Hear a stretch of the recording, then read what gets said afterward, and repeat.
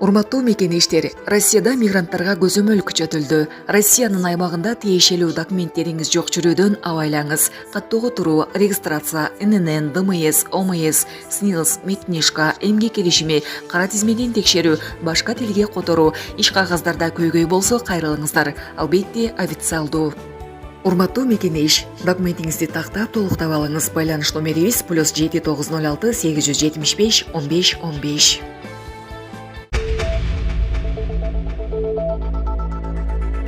Крокустагы терактта эрдик көрсөткөн кыргызстандык Ислам эсиңиздеби? Ага убада кылынган батир бериле элек.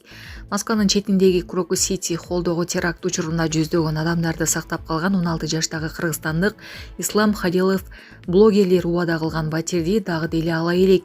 Бул тууралуу Маш Телеграм каналы жазды. Жүздөн ашык адамды имараттан алып чыккан Крокустун 16 жаштагы гардеробчусу Ислам Хадиловго убадаланган батир бериле элек деп жазды аталган Телеграм канал. Маалыматка ылайык анын эрдиги үчүн блогерлер жана меценаттар анын үй бүлөсүнө батир берүүнү убада кылышкан. Ислам 14 жашында үй бүлөдөгү каржы маселесинен улам иштей баштаган. Ал азыр Путилково шаарчасында 2 бөлмөлүү батирде үй бүлөсү, ата-энеси, чоң энеси, агасы жана эжеси менен жашайт. Бул убактылуу турак жай ага теракттан кийин берилген. Кыргызстандык 16 жаштагы Ислам Хадилов Крокустагы кандуу окуяда жүздөн ашуун адамды куткарып калган. Ал орус жарандыгын алган кыргызстандык үй бүлөнүн уулу. Анын ата-энеси 15 жыл мурун Орусияга иштегени барган. Ислам Хадиловго бул кылган эрдиги үчүн буга чейин да көптөгөн сыйлыктар жана белектер тартууланган. Аны теракттан кийин орус президенти Владимир Путин дагы кабыл алып, медаль менен сыйлаган. Булак Суперкежи. Бишкекте мамлекеттик туу менен таштаны чыгарган жаран милицияга жеткирилди.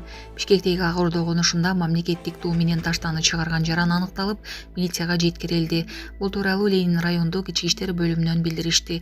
Андагы маалыматка ылайык 22 март күнү 102 кызматына Ак Ордо конушунда белгисиз адам Кыргыз Республикасынын мамлекеттик туусу менен таштаны уруп, аны таштап кеткендиги жөнүндө маалымат түшкөн.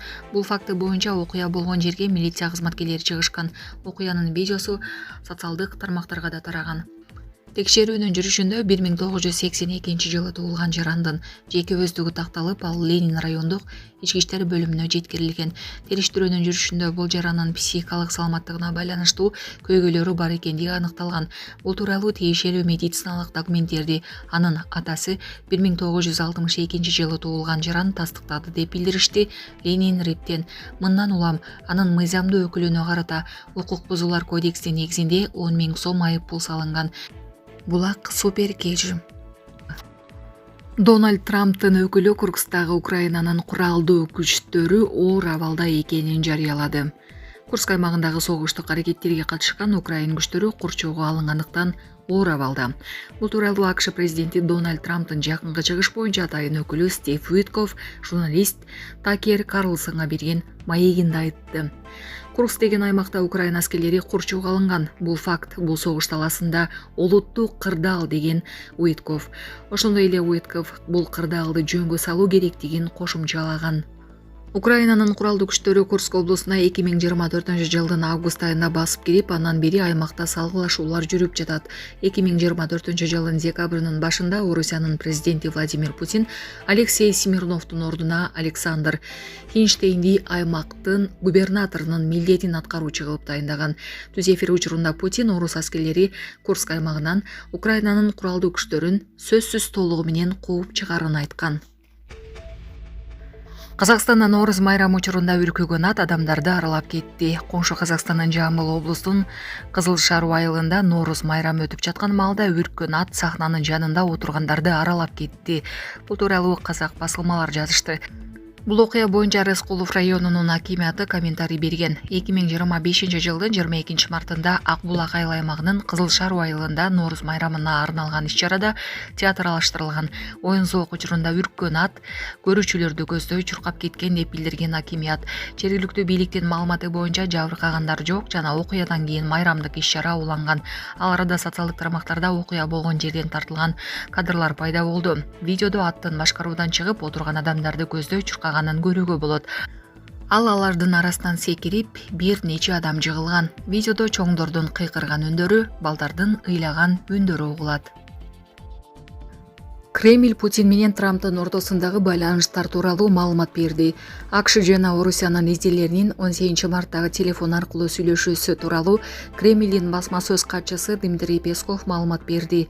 Песков президенттердин сүйлөшүүсү тууралуу Орусиянын Россия федералдык телеканалынын алып баруучусу Павел Зарубин менен болгон маегинде айтып берди. Жолугушуу туура даярдалышы керектиги турган иш. Ошондуктан адегенде сүйлөшүүлөр жүргүзүлүшү керек. Дүйшөмбү күнү биздин делегаттар бул татаал протестти баштоо үчүн Эр-Риядка барышат, деди Песков. Дмитрий Песковдун маегинин үзүндүсү журналисттин Телеграм каналына жарыяланды. Маекте Кремлдин өкүлү 20 январда Дональд Трамптын президенттик кызматка киришүү аземинен кийин Путин менен Ак үйдүн башчысы эки жолудан кем эмес сүйлөшкөнүн четке каккан жок. Расмий түрдө лидерлердин эки гана телефон байланышы кабарланган. Биз сиздерге биз менен сүйлөшүүлөр тууралуу айтып жатабыз, бирок калганын жокко чыгара албайбыз, деди Песков. Bloomberg агенттиги жекшембиде өз булактарына таянып, АКШ Орусия менен Украинанын ортосунда 20 апрелге чейин ок атышууну токтотуу келишимине жетишүүгө үмүттөнүп жатканын жазды. Бул күнү православдар да, католиктер да Пасханы майрамдайт. Бирок тараптардын ортосундагы чоң пикир келишпестиктерден улам мөөнөттөр өзгөрүшү мүмкүн деп айтылат басылма жазган макалада. Bloomberg белгилегендей, Орусия Украинага курал жарак жеткирүүнү токтотуу сыяктуу келишимде эске алына турган өз шарттарын койгон. Басылманын булактары Ак үй азырынча андай шарттарга макул боло электигин айтышты. Маалымат булактарынын айтымында АКШ президенти Трамп Киевдин кызыкчылыгын эске алып, Орусияга ашыкча моюн сунууга даяр эмес. Европалык саясатчылар Трамп тынчтыкка чакырган келишимде Украинанын кызыкчылыктарын эске албай, аны Орусиянын келечектеги чабуулдарында алсыз кыла турган шарттарга макул болушуна алып келет деп кооптонушат, деп жазды Bloomberg. Украина жана Орусия делегацияларынын Сауд Аравиядагы АКШ өкүлдөрү менен өзүнчө сүйлөшүүлөрү 24 мартта боло турганы жарыяланды. Сүйлөшүүлөрдө 30 күндүк ок атышпоо келишимин ишке ашыруунун деталдары талкууланары кабарланган. Орусиянын президенти Владимир Путин 18 мартта Америка Кошмо Штаттарынын президенти Дональд Трамп менен сүйлөшүүдө ок атышууну толук токтотууга жетишүү кадамдары катары Украинанын энергетикалык секторуна жана инфраструктурасына сокку урууну 30 күнгө токтотууга макул болгон.